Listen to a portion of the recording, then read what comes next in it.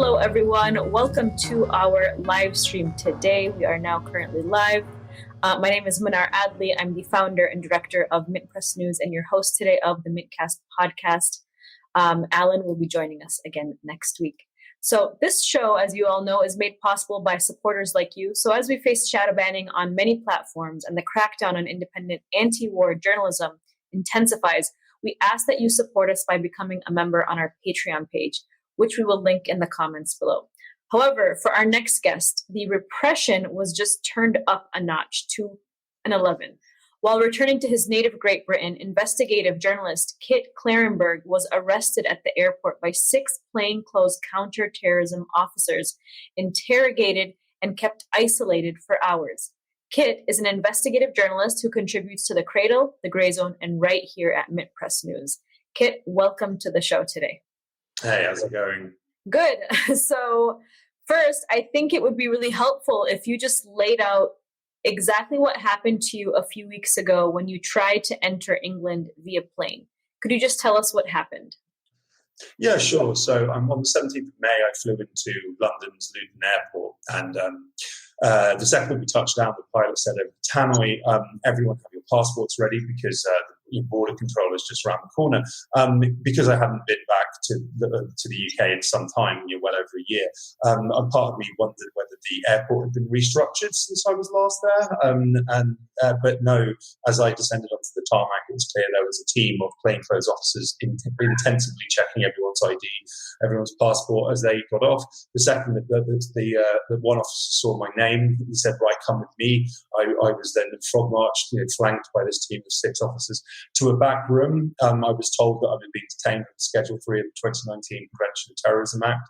And then I had to hand over my digital devices, my bank cards, the passwords to my digital devices, my camera and phone memory cards. Again, I had to give the pins to my SIM cards. And I was subject to an intensive search. I had to take my shoes off. I was patted down, quite intrusively. And then I was grilled for 5 hours on everything and nothing, pretty much, by and large related to my journalism. But I think that they had a darker agenda. So tell me a little bit more about the Terrorism Act that they held you on, and how was that used against you? What was their reasoning for that? Sure. So the 2019, I might add that Britain has for a very long time had the most sweeping counter-terror laws in the Western world. Arguably even in the world. They overturn centuries-old and hard-fought for rights and protections and even freedoms that average citizens enjoy, and grant police sweeping and indeed often very disconcertingly and disturbingly vague powers. So typically, when people are stopped under the 2019 Act, it's under Schedule 7, which refers to individual activity, which is potentially a threat to the state or potentially a threat to national security, which is, a disturbing proposition enough. But the Schedule 3 is even more Orwellian because it refers to alleged or suspected state threats. The obvious suggestion being that I and all my journalism posed a threat to the British state. Now, the wording of the law is such that someone can be or represent a state threat without intending to, or wanting to, or knowing they're doing it, and also without the state on whose behalf, the kind of foreign enemy state on whose behalf they are acting, knowing or wanting them to either. So it's quite some conspiracy, isn't it? When both conspirators don't actually know they're conspiring together, and don't have a pre-agreed objective or game plan in mind. But yeah, so it doesn't stop there. So in effect, one of the powers that's granted to the police is the ability to, yes, as I say, ask or demand under threat of arrest the passcodes to your electronic devices. Yes, and your PIN codes to your SIMs or your tablet, in my case, or your computer passwords. There was a French publisher who was arrested a few weeks prior to my arrival for refusing to hand over his the passcodes to his digital devices. And police have kept them, and there's no indication they'll ever give them back, quite worryingly. But in effect, it states in some of the paperwork that I was provided with by nameless officers. I only learned their passcodes. I didn't learn their names. So I was prohibited from doing so. And it states, you are not under arrest and you are not suspected of having committed a crime. So, so good, so encouraging. But then the kicker is that this means that you are not being interviewed under caution. Therefore, you will be arrested if you refuse to answer questions. Now, Britain is the country that's invented the right to silence. And in fact, until relatively recently, it was enforced so stringently as a legal principle that people couldn't testify in their own defense at criminal trials because it was felt improper. The prospect that someone's words could be, twisted or taken out of context or used against them. This is a huge regression, going back over centuries. And it is in keeping with the kind of totalitarian nightmares we are told occur in enemy countries like Russia and China and North Korea. But it seems rather everyday and humdrum in quaint old Britain. So it's obviously absolutely ludicrous and yet tragically predictable now in the West that you were, as an investigative journalist, arrested under the terrorism rubric. Can you comment on the use and misuse of that word in modern discourse and how governments the world over are exploiting it? Yeah, sure. So, the very phrase, the concept of terrorism is like complete bullshit. And it is used by primarily Western countries to refer to violence directed at them, or at least like violence they don't like. My adopted home country is Serbia. The scars of the NATO terror campaign are very much still there. Bombed out buildings, people missing limbs, babies born with birth defects because Britain and America used depleted uranium, which they have very eagerly and proudly sent to Ukraine recently. It's a nonsensical term. It basically comes into currency and usage in the 70s at a time when the Israelis were attempting to frame the response from Palestinians to their brutal and criminal occupation, not as, a provoked counter-response, but as part of an ideology of violence. Violence for violence sake. They do it because they hate our freedoms, that sort of, war on terror rhetoric. And so, yes, it can very easily be, misapplied or abused for the purposes of criminalising, perfectly legitimate legal dissent. Now, there was a phrase that the British police used for a very long time called domestic extremist, and they would slap this label on people wearing Palestine solidarity badges. Grandmothers who opposed fracking were all, domestic extremists. They were forced to admit that they didn't have a legal working definition of the term. Due to a judicial review that was leveled against the government, that they admitted it was a completely meaningless term that meant whatever they wanted it to. And I think that you kind of see this with the term terrorism as well, is that the UN has a wide variety of different definitions of terrorism and can't agree on one, because if they do agree on a definition such as, it is violence for political reasons, well, then Britain and America are the world's leading terrorists, and we can't have that, can we? So I've made this point before, but I think it bears repeating, that vague language contained within the 2019 Act, where you can be serving hostile state interests without knowing it or intending it, but this is still potentially a criminal offence. This is really terrifying. And this is going beyond the realm of people being deplatformed or censored or shadow banned on social media because they express the wrong opinion or they post information that the powers that be don't like.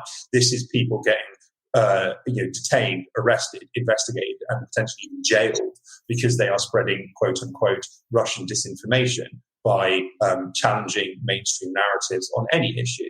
I have reported on and have reviewed personally British government documents on disinformation, which, number one, admit that one of the key barriers to countering it is that it's often factually true, but number two, also cite examples of disinformation, such as the perspective that the Iraq war was legal. This is really frightening, and this is not a looming threat. We are living in it now. There's an individual called Graham Phillips who. He was a rather controversial YouTuber who travelled many times to Donetsk, Luhansk, and embedded with the kind of separatist rebels there over the years. Now, he travelled to Ukraine after the Russian invasion last year, and he conducted a number of interviews with Ukrainian prisoners of war. I might add that I think he did the wrong thing. This is not something I would ever even think to do. But the British government responded by seizing his assets, his home, closing his bank account, and they did so despite documents indicate, knowing they had no legal basis for doing this, that this was a criminal act and that they were engaging in unilaterally. They were advised not to do it by their own lawyers. So, I mean, the idea that the fact that they completely got away with that, I think bar Peter Hitchens, there was zero critical comment on it in the media. They are emboldened. They know that they can do whatever they want and strike at whatever they want. And let's talk a little bit about the coverage that you've done that you believe has made you a target. I mean, you've been at the forefront of covering, like you said, the UK national security state and the war in Ukraine, and how Western governments and NATO allied governments are basically pouring fuel on the fire there in the U.S. proxy war against Russia inside of Ukraine. So tell me more about some of the coverage that you have done that you believe has made you a target.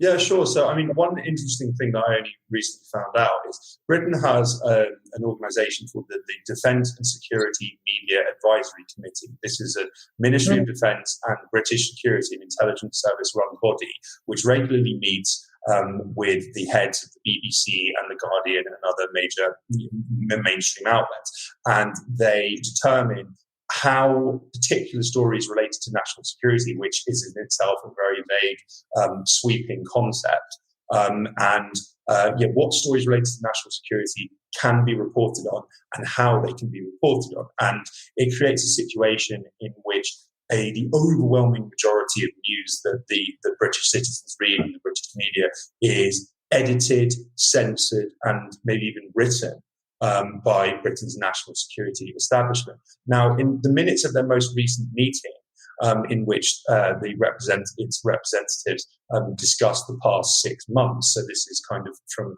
October, November last year up until April, May this year,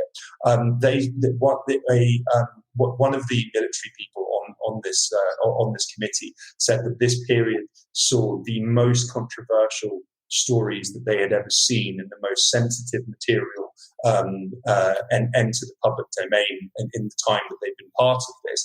Now, this was a period when Grey Zone, and I led the charge on this, was on a regular basis exposing the reality of Britain's contribution to the Ukraine proxy war. This included plotting to blow up Kerch Bridge, constructing a partisan terror army to carry out sabotage and other, kind of terror strikes in Russian and indeed Russian occupied territory. These are things that the British government want kept under wraps. They are rigidly and determinedly sticking and trying to maintain the narrative that Ukraine is a this kind of innocent virgin liberal democracy which Russia has invaded because Putin is a kind of Machiavellian Bond villain who enjoys the smell and the taste of blood. The reality is that Britain has for over a decade been trying to provoke what is happening now. Ever since the war formally started, they have been pushing the US to escalate ever further, ramp up tensions, boots on the ground, because they think that they're going to destroy Russia and it's going to be broken up into pieces, which they can exploit. That's not going to happen, but they are so determined to keep this reality secret that anything challenging the established narrative is seen as criminal. Now, yes, the Grey Zone has received a large number of leaks from anonymous sources. We have not always published the material. We have thought very carefully about whether this material is in the public interest. We have tried to authenticate it to 100% accuracy, and we've done what all journalists should do. And the fact that in a terror police interview, I'm being asked, does the grey zone have a formal agreement with the FSB, Russia's federal security service, to publish hacked documents? I mean, I had to suppress a laugh when I was asked that, but it's not funny. It's deeply disturbing.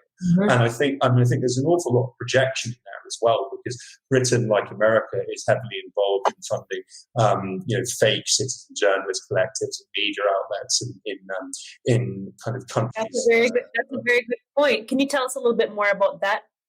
Yeah, sure. So, I mean, it's a very common, and I think, yes, that kind of Britain actually takes a lead role in this. They certainly did in Syria.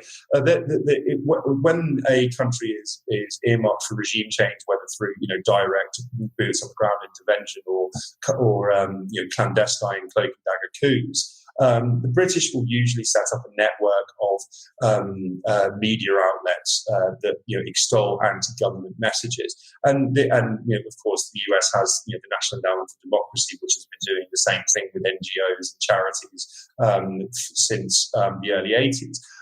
But yes, I mean, I do wonder whether their experience of doing these things means that they see all alternative media, i.e. the opposition from their perspective, that's challenging their narratives, as being secretly state-run. We see this in emails sent to and from Paul Mason, where he was talking about how he wanted to expose the grey zone and discover what our deliverables were to the Chinese and Russian governments, which is just completely insane. He was doing this in conjunction with an individual called Amal Khan. I have, of course, written a number of investigations for MintPress covering his shady background, but he was one of the individuals responsible for creating fake citizen journalist collectives for British intelligence in Syria and in other parts of West Asia. Now, of course, when you live in that wilderness of mirrors for so long, everything looks like an op to you. Of course it does. So there's an enormous amount of projection. Right, and that doesn't even begin to scratch the surface of the actual journalists who we see as the faces of CNN or MSNBC or Fox News, who work literally directly with intelligence agencies, right?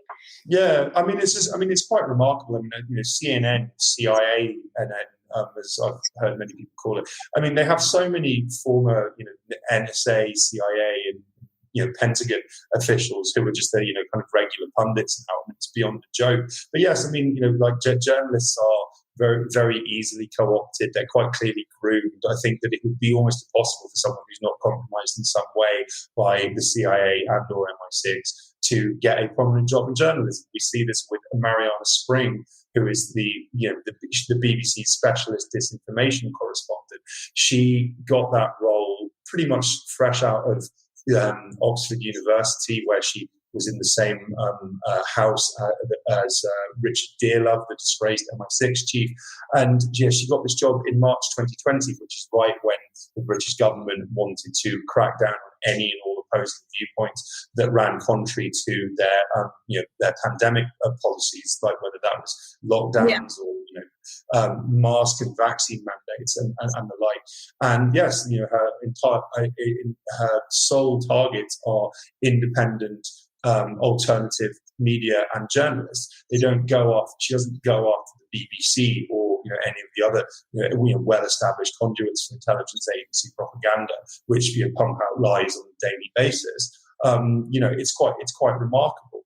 And so yes, I mean, we see this with Bellingcat as well, which is axiomatically. I was just thinking about Bellingcat. I mean, that's the prime example of the national security state partnership with a journalism outlet, a so-called journalism outlet.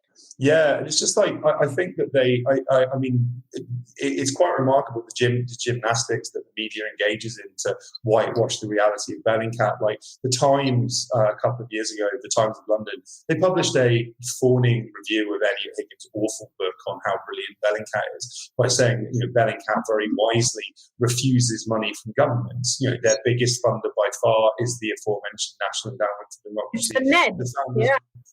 The founders of which openly admit that they do overtly what the CIA did covertly and are engaged in all sorts of destabilization, regime change jobs, particularly targeting China now.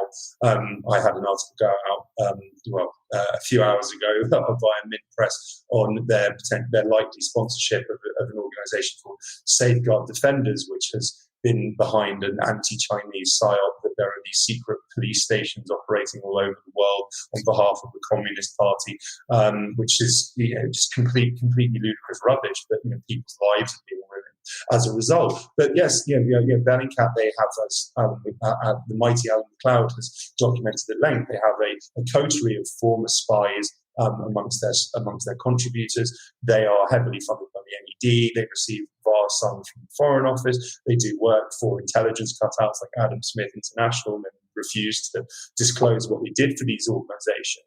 The idea that they're in any way independent and that their platform has been taken, not specifically granted from a position of protection is completely ludicrous.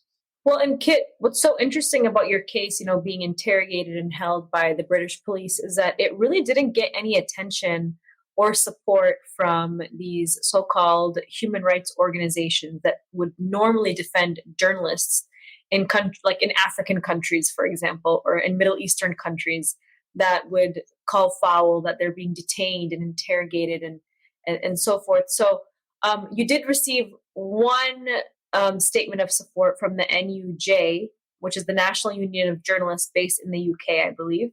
But they actually took down their statement of support. Can you tell me what the reaction has been overall from these, journalism support networks? Yeah, sure. So, I mean, to their part, at least partial credit, RSF, Reporters Without Borders, were in touch with me, very, very quickly. Okay. And they took down a detailed report on what happened, and they said that they were looking at a number of similar cases, which was encouraging. And then a few hours later, the NUJ, as you mentioned, issued a rather brief, but still quite substantive statement expressing "quote unquote" great concern at my detention and asking for answers on why this happened. And then within 24 hours, it was removed from the internet without explanation. And there was all sorts of this threw up all sorts of anomalies. Like the public head of the NUJ tweeted this out, and it was still left on her tweet timeline. The statement, which no longer existed. But yes, I mean, I'm not surprised. The NUJ is a pretty toothless organisation. They have previously thrown Craig Murray and Julian Assange under the bus. And I think that there was an enormous amount of online pressure from the large number of people I've pissed off over the years. You can't do actual journalism without making a lot of enemies. And yes, that there was a concerted push to frame the narrative that I'm not a journalist and therefore this was okay, or therefore I'm a spy, or I'm hostile state actor.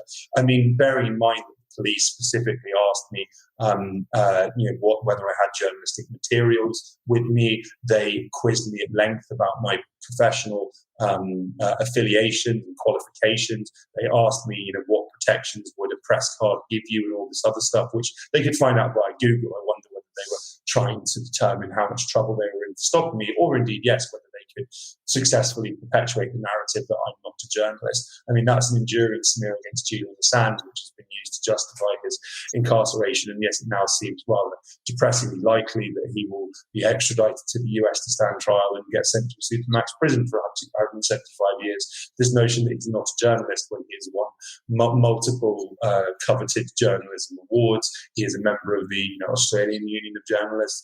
So yeah, I mean, that's quite frightening, but I am very heartened by how many people, including journalists and researchers and even pundits with whom I couldn't disagree more, have had cross words with in the past, who have condemned this very publicly. And said, completely unambiguously, this was completely wrong and should not have happened. And the British police have serious questions to answer about why I was harassed and detained in this manner. And yes, I am. I do take pride would be the wrong word, but I take some assurance and encouragement from the fact that literally tens of thousands of people all over the world, condemn this publicly, and a great many people reached out to me privately and publicly. When you're in a situation like this, you find out who your friends are, and I actually have a lot more than I thought I did. And that's usually what happens when you go through a crisis. You find out who your real enemies are and who your true friends are. And unfortunately, this whole case against you has many worrying parallels to how British authorities have treated WikiLeaks co-founder Julian Assange. But I hope that you remain a free man, and you're always safe and are able to continue the very important journalism that you are doing, much for MintPress, for the Gray Zone, and the Cradle. That is all for today, Kit. I really appreciate your time today. We're keeping it short today, but we're going to be having you back on in a couple of weeks to talk more about your journalism. Okay? Thank you so much. Okay, absolutely. God bless you, Minar. Take care. Thank you.